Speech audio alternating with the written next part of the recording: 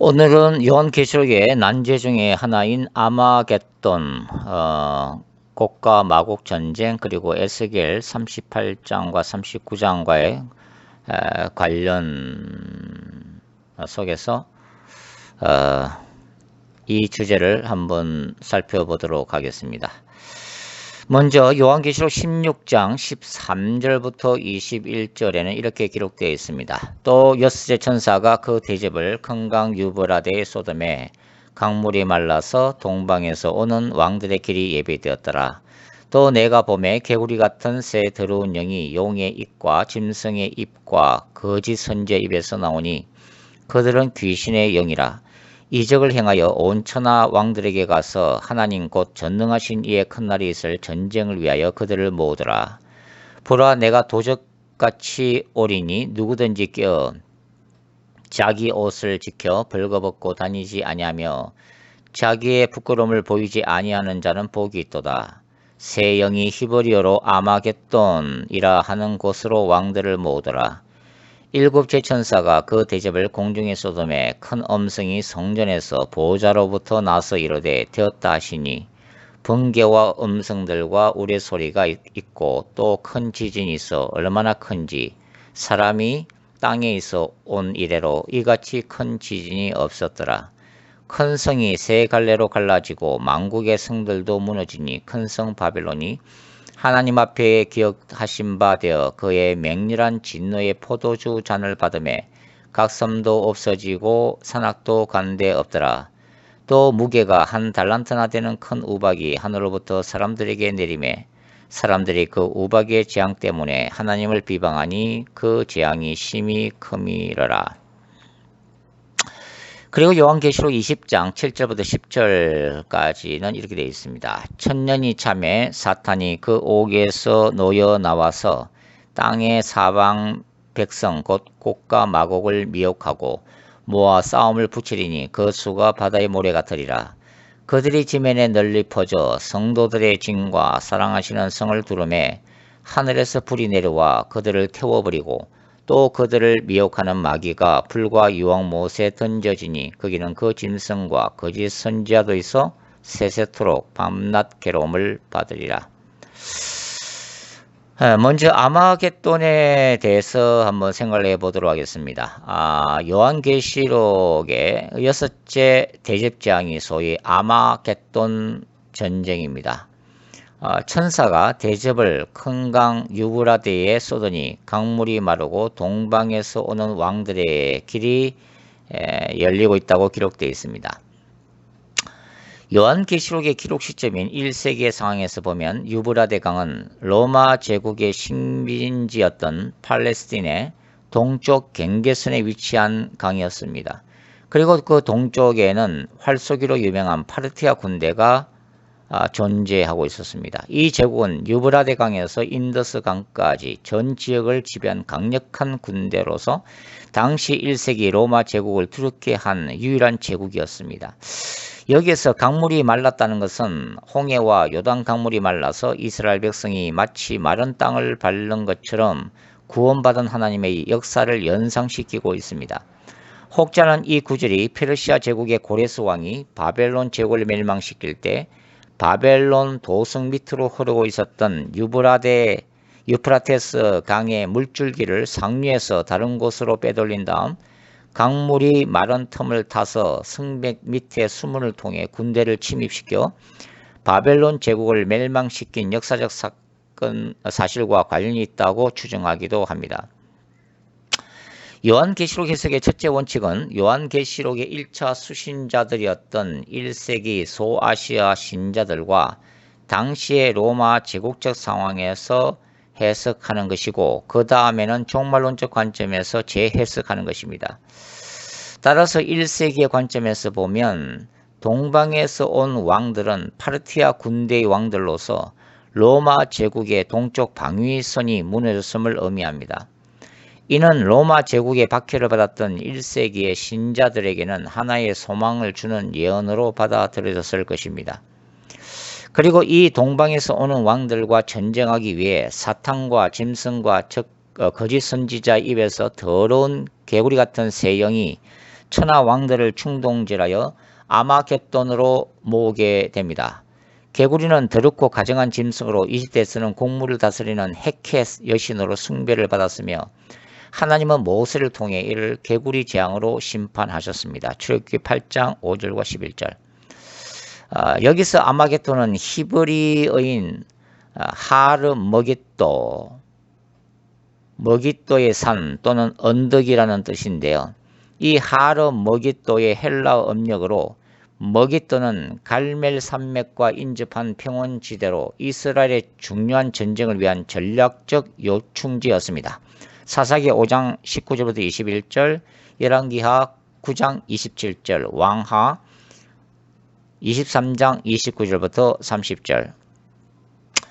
이 머깃도는 에스겔서에서는 이스라엘의 산으로도 불리웁니다. 38장 8절, 21절, 39장 2절, 4절, 17절. 그럼에도 불구하고 요한계시록 16장의 이 아마겟돈 전쟁은 1세기 로마 제국의 상황 하에서 문자적으로 일어난 일은 없었습니다. 결국 이 구절은 예수 그리스도의 재림 직전에 일어날 상황을 종말론적으로 예고한 것으로 이해해야 합니다.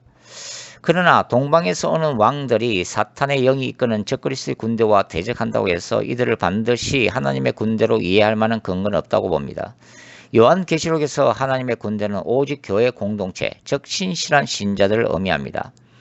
아마도 적그리스도의 군대 사이에서의 어떤 갈등이나 내적인 전쟁의 징조로 해석하는 것이 합리적일 것입니다. 혹자는 이 아마겟돈 전쟁을 인류 마지막 때에 일어날 실제적이고 물리적인 성격의 전쟁으로 간주하고 이 머깃도 평원의 동방과 북쪽에서 내려온 중국군과 러시아군이 이스라엘을 침공하기 위해 집결할 것으로 주장하기도 하지만 이는 너무나 단순한 생각이라고 말씀을 드릴 수밖에 없습니다. 고대 전쟁에서 머깃도 평원은 수만 명의 군사들을 수용할 수 있는 면적이었지만 이 평원은 결코 수십만 명 이상의 다국주군을 수용할 장소가 결코 되지 못합니다. 더군다나 현대전은 핵무기까지는 아니더라도 각종 미사일, 스텔스기를 비롯한 첨단 전투기, 드론, 전투용 로봇 등이 먼저 투입되는 전쟁으로 대규모 육군을 투입할 필요조차 없는 전쟁이기 때문입니다. 따라서 요한계시록의 독자에 있어서 가장 중요한 것은 아마겟돈 전쟁의 본질을 이해하는 것입니다. 즉 적그리스도의 군대가 이 전쟁을 계획하는 주 목적은 하나님 곧 전능하신 이의 큰 날에 있을 전쟁인 예수 그리스도의 재림 자체를 대적하는 것입니다. 곧 이 전쟁은 종말론적인 빛과 어둠의 전쟁으로서 악의 군대들은 궁극적으로 하나님과 교회 공동체를 대적하는 종말론적인 영적 전쟁을 수행하지만 예수 그리스도의 재림 사건을 통해서 하나님의 준엄한 심판을 받게 될 것임을 요한은 예고하고 있다는 것입니다. 요한계시록 19장 19절, 요엘 3장 2절. 자, 이제는 계시록 16장의 아마겟돈 전쟁과 요한계시록 20장의 곡과 마곡 전쟁과의 상관성에 대해서 고찰을 해보겠습니다. 이 문제를 다루기 위해 먼저 아마겟돈 전쟁을 역사적 전천년설적 입장에서 한번 살펴보도록 하죠. 역사적 전천년설적 관점에서 살펴보면 아마겟돈 전쟁과 곡과 마곡이 이끄는 마곡 전쟁과는 전혀 다른 전쟁이 됩니다. 아마겟돈 전쟁은 예수 그리스도의 재림 직전에 일어날 전쟁이고 곡과 마곡 전쟁은 그리스도의 재림 후 이 땅에서의 천년왕국 말기에 일어날 전쟁이기 때문입니다. 먼저 곡과 마곡 전쟁에 대해서 알아보도록 하겠습니다. 사실 요한계시록의 20장의 곡과 마곡은 에스겔서 38장 39장에 나오는 곡과 마곡과 밀접한 관계를 가지고 있습니다. 이 본문들은 동일한 상황을 묘사하고 있는 것으로 간주해야 합니다. 에스겔서 38장과 39장에 따르면 로스와 메섹과 두발 땅에 해당되는 마곡의 왕 곡이 바사와 구스와 붓 및 고멜과 도갈마 족속과 함께 이스라엘을 침공하지만 하나님의 전적인 개입에 의해서 패배하는 것으로 기록되어 있습니다. 역사적 전천년설에 따르면 이 땅의 천년 왕국은 예수 그리스도께서 친히 신자들과 더불어 천년 동안 이 땅을 직접 다스리시는 왕국입니다. 그리고 세대주의 종말론자들이 흔히 해석하는 방식으로 문자적으로 로스와 메섹과 두발 땅이 러시아를 의미하고 바살은 이란을, 구스는 에디오피아를, 그리고 푸스는 리비아를 의미한다고 해석하면 결과적으로 상당한 이상한 해석이 될 수밖에 없습니다. 예수 그리스도의 천년왕국 시대도 이러한 나라들이 그대로 존재한다는 의미가 되기 때문입니다. 따라서 이 경우에는 위의 모든 나라들이 사탄을 추종하는 악한 백성들을 총체적으로 상징하는 것으로 해석해야 합니다. 좀 더 구체적으로 설명하면 에스겔 39장은 이스라엘과 예루살렘을 침략한 곡에 대한 하나님의 심판이 기록되어 있습니다. 예를 들면 에스겔 39장은 요한계시록 20장과 서로 상응하고 있다는 것입니다. 간단하게 두 구절을 한번 비교해 보도록 하겠습니다. 에스겔 39장 6절은 이렇게 기록되어 있습니다. 내가 또 불을 마곡과 및 섬에 평안히 거주하는 자에게 내리리니 내가 여호와인 줄을 그들이 알리라. 요한계시록 20장 9절에는 이렇게 기록되어 있습니다. 그들이 지면에 널리 퍼져 성도들의 진과 사랑하시는 성 예루살렘을 의미합니다. 사랑하시는 성을 두름에 하늘에서 불이 내려와 그들을 태워버리고, 이와 같이 구약의 이스라엘을 침공한 곡에 대해 하나님이 불로 심판하시는 모습은 신약의 영적 이스라엘인 하나님의 백성을 대적하는 적그리스도 군대에 대해 불로서 심판하시는 하나님의 종말론적 심판과 동일합니다. 이 불의 심판이 곧 예수 그리스도의 재림 사건인 것입니다. 또한 에스겔 39장에는 곡에 대한 하나님의 심판이 새들의 잔치로도 비유되는데, 이 비유는 요한계시록 19장에 묘사된 예수 그리스도의 재림 사건에도 동일하게 나타나고 있습니다. 먼저 에스겔 39장 17절 읽어보도록 하겠습니다. 주 여호와께서 이같이 말씀하시느니라. 너 인자야, 너는 각종 새와 들의 각종 짐승에게 이르기를 너희는 모여오라. 내가 너희를 위한 잔치 곧 이스라엘 산 위에 예배한 큰 잔치로 너희는 사방에서 모여 살을 먹으며 피를 마실지어다. 요한계시록 19장 17절과 18절을 읽어보겠습니다. 또 내가 보니 한 천사가 태양 안에 서서 공중에 나는 모든 새를 향하여 큰 음성으로 외쳐 이르되 와서 하나님의 큰 잔치에 모여 왕들의 살과 장사들의 살과 말들과 그것을 탄 자들의 말과 자유인들이나 종들이나 작은 자나 큰 자나 모든 자의 살을 먹으라 하더라. 이것은 에스겔 38장과 39장에 예고된 이스라엘에 대한 곡의 전쟁과 곡에 대한 하나님의 심판이 종말론적으로 예수 그리스도의 재림 직전에 하나님의 백성에 대한 사탄의 영적 전쟁과 사탄의 군대에 대한 하나님의 심판이 예수 그리스도께서 수행하실 야훼의 종말론적 거룩한 전쟁인 재림 사건을 통해 성취될 것임을 말해주는 것입니다. 즉 에스겔 38장과 39장은 이스라엘 역사에 있어서 문자적으로 성취될 사건이 아니라 요한계시록 19장과 20장에 대한 구약적 예언인 것입니다. 이와는 대조적으로 저는 계시록 9장에 예고된 인류의 3분의 1이 죽는 유브라데 전쟁이야말로 물리적으로 성취될 제3차 세계대전이라고 생각합니다. 이러한 제3차 세계대전, 핵전쟁으로 예상되는 이 3차 세계대전에 대한 일반적인 시나리오는 이란, 러시아, 중국 및 이스라엘, 미국, 나토 연합군과의 전쟁 시나리오가 대표적인 것입니다.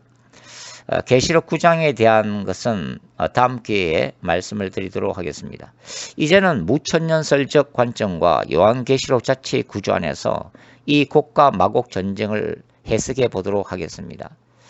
저는 무천년설적인 관점이 중요하다라는 생각보다는 요한계시록 전체에 나와 있는 반복 진행적 구조 자체가 더 중요하다는 입장에 서 있습니다. 저는 먼저 요한계시록 20장의 천년 왕국은 예수 그리스도의 출현부터 재림까지의 교회 시대로 간주합니다.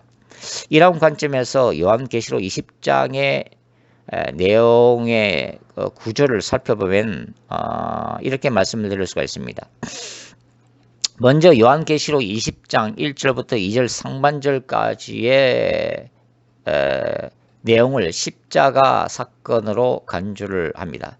또 내가 보매 천사가 무저갱 열쇠와 큰 쇠사슬을 그의 손에 가지고 하늘로부터 내려와서 용을 잡으니 곧 옛뱀이요 마귀요 사탄이라. 그 다음에 요한계시록 20장 2절 하반절부터 6절까지를 천년 왕국으로서 예수 그리스도의 초림부터 재림 직전까지 신자들의 영적 권세 시대를 예고를 하고 있습니다. 자, 세 번째가 요한계시록 20장 7절과 8절인데요. 여기는 사탄이 이끄는 곡과 마곡 군대 전쟁이 기록이 되어 있고, 그 다음에 요한계시록 20장 9절과 10절은 곡과 마곡 군대를 멸하시는 예수 그리스도의 재림 사건과 그 심판에 대해서 기록을 해놓고 있습니다. 아까 우리가 읽었던 말씀인데요. 그들이 지면에 널리 퍼져 성도들의 진과 사랑하시는 성을 두름에 하늘에서 불이 내려와 그들을 태워버리고 또 그들을 미혹하는 마귀가 불과 요한못에 던져지니 거기는 그 짐승과 거짓 선지자들에서 세세토록 밤낮 괴로움을 받으리라. 그 다음이 요한계시록 20장 11절부터 15절까지 예수 그리스도의 재림 직후에 펼쳐질 백보자 심판에 관해서 기록을 해놓고 있습니다. 또 내가 크고 흰 보좌와 그 위에 앉으신 이를 보니 땅과 하늘이 그 앞에서 피하여 간 데 없더라. 또 내가 보니 죽은 자들이 큰 자나 작은 자나 그 보좌 앞에 서 있는데 책들이 펴 있고 또 다른 책이 펴졌으니 곧 생명책이라. 죽은 자들이 자기 행위를 따라 책들에 기록된 대로 심판을 받으니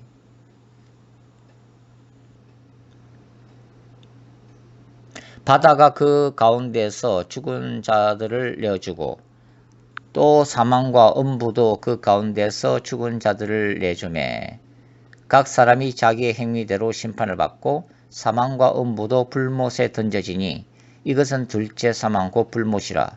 누구든지 생명책에 기록되지 못한 자는 불못에 던져지더라. 따라서 위의 구조로 보면 곡과 마곡 전쟁은 영적인 천년왕국, 즉 예수 그리스도의 재림 직전인 적그리스도의 통치 시기에 일어난 전쟁이고, 이 전쟁은 사탄과 적그리스도가 본질적으로 예수 그리스도와 신자들을 박해하고 대적하는 영적인 차원의 전쟁입니다. 따라서 이러한 상황은 요한계시록에 기록되어 있는 상황과 동일한 상황이라고 말씀을 드릴 수가 있습니다. 그러나 이 전쟁은 하늘에서 불이 떨어져 사탄의 군대에 해당되는 곡과 마곡, 곧 땅의 사방 백성들을 심판하는 것으로 끝이 나고 있는데, 이러한 심판 사건이 곧 인간의 죄악과 악의 건세를 대적하시는 야훼의 종말론적 거룩한 전쟁인 예수 그리스도의 재림 사건인 것입니다. 이 재림 사건은 요한계시록 19장에 자세하게 기록되어 있습니다. 이러한 그리스도의 재림 사건의 결과로 사탄도 마침내 불과 요한못에 던져지게 됩니다. 따라서 요한계시록 19장 20절에 기록된 짐승인 적그리스도와 거짓 선지자가 불붙는 못에 던져지는 시점과 요한계시록 20장 10절에 용인 사탄이 불못에 던져지는 시점은 동일한 시점이 됩니다. 즉 요한계시록 19장이 그리스도의 재림 사건과 그 결과로서의 종말론적인 짐승 즉 그리스도와 거짓 선지자에 대한 심판을 강조하고 있다면, 악의 권세의 근원으로서 용인 사탄의 운명은 요한계시록 20장에서 별도로 요한이 다루어서 기록하고 있다는 것입니다. 말하자면 창세기 3장 15절에 예고된 메시아의 사탄에 대한 종말론적 거룩한 전쟁이 1차적으로 성취된 십자가 사건부터 사탄이 마침내 영원한 불못으로 던져지는 예수 그리스도의 재림 사건까지 한 장에 걸쳐서 요한계시록 20장에서 다루고 있다는 의미입니다. 따라서 요한계시록 20장의 곡과 마곡 전쟁은 요한계시록의 전체 구조상 요한계시록 16장의 아마겟돈 전쟁과 내용상 동일한 전쟁이 된다고 하는 것입니다. 왜냐하면 요한계시록 16장 14절에 하나님 곧 전능하신 큰 날에 있을 전쟁은 종말론적인 야훼의 거룩한 전쟁인 예수 그리스도의 재림 사건을 의미하는 것이며, 사탄은 마지막 몸부림을 치면서 천하의 왕들을 모아 예수 그리스도의 재림 직전에 하나님을 대적하는 전쟁을 일으키기 때문입니다. 바로 이 전쟁은 사탄의 아들로 오게 될 즉 그리스도를 중심으로 하나님의 백성들을 박해하는 영적 전쟁을 의미합니다. 결론적으로 요한계시록의 구조에 따르면 다음의 두 구절은 동일한 상황을 반복적으로 기술하고 있는 것입니다. 즉 요한계시록 20장 7절과 8절 천년이 참에 사탄이 그 옥에서 놓여 나와서 땅의 사방 백성 곧 곡과 마곡을 미혹하고 모아 싸움을 붙이리니 그 수가 바다의 모래 같으리라. 바로 이 상황은 요한계시록 16장 13절부터 16절까지의 아마겟돈 상황과 동일한 상황인 것입니다. 또 내가 봄에 개구리 같은 새 더러운 영이 용의 입과 짐승의 입과 거짓 선지자의 입에서 나오니 그들은 귀신의 영이라 이적을 행하여 온 천하 왕들에게 가서 하나님 곧 전능하신 이의 큰 날이 있을 전쟁을 위하여 그들을 모으더라. 보라 내가 도적같이 오리니 바로 이 구절은 예수 그리스도의 재림 사건을 의미합니다. 보라 내가 도적같이 오리니 누구든지 깨어 자기 옷을 지켜 벌거벗고 다니지 아니하며 자기의 부끄러움을 보이지 아니하는 자는 복이 있도다. 새 영이 히브리어로 아마겟돈이라 하는 곳으로 왕들을 모으더라. 그러니까 요한계시록 16장 13절과 16절 안에서 개구리 같은 새 더러운 영이 천하 왕들을 모으는 이 전쟁과 그 다음에 아마겟돈이라고 하는 곳으로 왕들을 모은다고 하는 이 구절 사이에 보라 내가 도적같이 오리니 누구든지 깨어 자기 옷을 지켜 벌거벗고 다니지 아니하며 자기의 부끄러움을 보이지 아니하는 자는 복이 있다라는 구절이 들어간 것은 바로 이 전체 상황이 예수 그리스도의 재림 직전이라는 것을 암시하고 있는 것입니다. 더군다나 아마겟돈 전쟁을 예고한 요한계시록 16장 13절과 16절 안에 임박한 재림을 경고하는 15절 제가 아까 말씀드린 내용인데요. 그 15절이 삽입됨으로써 바로 아마겟돈 전쟁이 예수 그리스도의 재림 직전에 일어날 영적 전쟁임을 확정해 주고 있다는 것입니다. 이와 같이 요한계시록의 내용은 무조건적인 시간 순서가 아니라 중요한 사건들에 대해 반복적이면서도 하나님의 심판 내용이 점차 강화되는 내용으로 형성된 구조임을 우리는 주목해야 합니다. 저는 요한계시록의 독자들에게 어떤 특정 본문에 대한 해석을 그 본문만을 가지고 시도하기 전에 먼저 요한계시록의 전체 구조부터 살펴볼 것을 권유하는 바입니다. 하나님의 계시가 인간의 언어로 기록될 때 성경은 본문들이 서술되는 문학적 구조를 가지게 되었습니다. 따라서 요한이 그의 계시록을 서술할 때 형성된 전체 구조에 우리가 먼저 주목하게 될 때 특정 본문을 읽는 사람들의 의도에 따라 해석하는 것이 아니라 요한계시록 본문을 기록한 요한의 의도에 따라 올바르게 해석할 수 있다는 것입니다. 결론적으로 본문의 전체 구조를 놓치게 되면 우리는 요한계시록의 이야기를 소재로 수많은 환타지 소설들을 쓰게 되는 것입니다. 결론적으로 요한계시록 전체의 본문을 해석할 때 그 구조를 볼 때 요한계시록 16장에 나타나 있는 아마겟돈 전쟁과 요한계시록 20장에 나타나 있는 곡과 마곡은 동일한 영적 전쟁 상황을 얘기해 주는 것이고 이것의 기초가 되는 에스겔 38장과 39장의 본문은 요한계시록 19장과 20장의 본문을 기초로 해석할 때 올바른 해석을 할 수가 있다고 하는 것입니다.